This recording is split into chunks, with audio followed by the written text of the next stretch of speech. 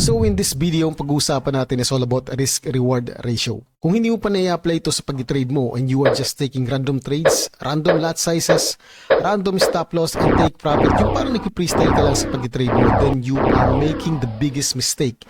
And it might end up blowing your account in the shortest period of time. Yeah, when you see an opportunity like this, you take it. Yeah, waiting 2 seconds before the event. Let's see, let's watch. It's gonna drop. Card news. Okay. Pero kung ikaw yung tipo ng trader who wants to step up and stay on the game for like forever, sana all may forever, no? Then para sa'yo yung video na to. Check the mic and make sure it sound right, boys.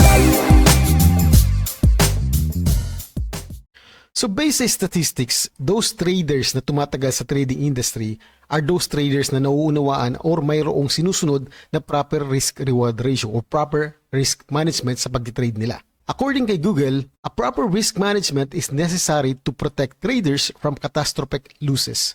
This means determining your risk appetite, knowing your risk-reward ratio on every trade, and taking steps to protect yourself from a long-tail risk.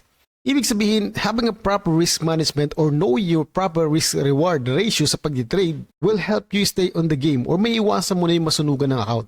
Remember na hindi lahat ng trade mo ay mananalo. Kailangan mong tanggapin yun. But if you are taking high-risk trades at nagkataon na against sa'yo yung galaw ng market, then technically sooner or later you will be out of the game. Paniguradong masusunog yung account mo. So eto yung mga example ng risk-reward na pwede mong sundan. We have the 1R, 2R, 3R, 4R, or 5R. When we say 1R, it means na sa bawat trade mo, yung risk mo is kaparehas lang din na magiging reward mo. For example, you are risking $10 sa bawat trade, meaning kapag natalo ka sa trade, you lose $10, and kapag nanalo ka naman sa trade, you make $10. Ang disadvantage lang sa gantong setup, kailangan mas lamang ang panalo mo kaysa sa talo. When we say naman 2R, it means na sa bawat trade mo, doble ang magiging reward mo. For example, you're risking $10 sa bawat trade. Kapag natalo ka, you lose $10, pero kapag nanalo ka naman, you make $20. Ang advantage sa setup na to, kahit matalo ka ng dalawang magkasunod sa trade mo, kaya mong mabawi sa pamamagitan lamang ng isang panalo. When we say naman 3R, it means triple ang magiging reward mo sa bawat winning trade. For example, you're risking $10 sa bawat trade. Kapag natalo ka, you lose $10, pero kapag nanalo ka naman, you make $30.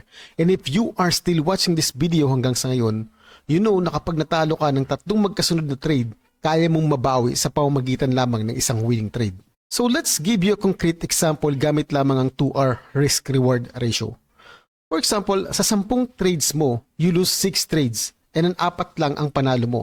Tanong, at the end of 10 trades, panalo ka ba or talo? So bibigyan kita ng ilang segundo para sagutin ang tanong na to sa isipan mo.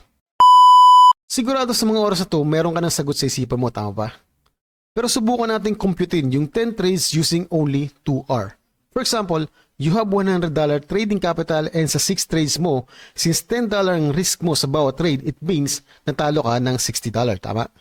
Now, since $20 ang return sa'yo sa bawat panalo mo, it means na sa 4 winning trades mo, nag-profit ka ng $80. So $100 minus $60 sa 6 na loose trades mo, plus $80 sa 4 winning trades mo, ang overall total result, you made $20 profit sa 10 trade na yun, which means you now have a balance of $120.